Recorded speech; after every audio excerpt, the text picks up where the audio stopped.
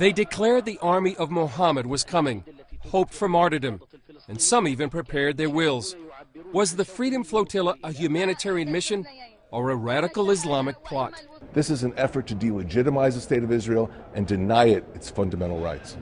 What Israel engaged in was a legal blockade of a terrorist entity. Blockades are used by the British, by the US, by many countries who are engaged in war, and Hamas, which controls the Gaza Strip, is at war with the state of Israel, calls for its destruction, launches Iranian rockets at our civilians. The way Israel conducted this raid will be debated for years by Israel and others. But some believe a larger question transcends the military tactics. They see this as a battle between radical Islam and the West. One Israeli professor put it this way: the time has come to tell those who live near and far that this battle is not just about the Middle East. Rather, it is a fight for the face of this world.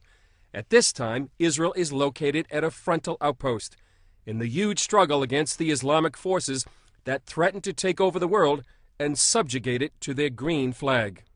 Israel may be on the front lines, but the U.S. is right behind. Case in point, the Times Square bombing attempt is just the latest narrow escape in the U.S. from a potentially devastating terror attack.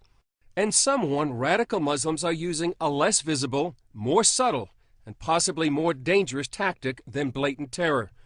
They warn some Muslims are using the West's own system to infiltrate its way of life. They're trying to introduce Islamic Sharia law into Western court systems, banks, and its educational system. In effect, to bring in Islamic law by stealth. But whether it's by stealth or by terror, Israel and the West are facing a challenge to their way of life not seen since the Middle Ages. Some feel how Israel and the West respond to this challenge may well determine the future of Western civilization. Chris Mitchell, CBN News, Jerusalem.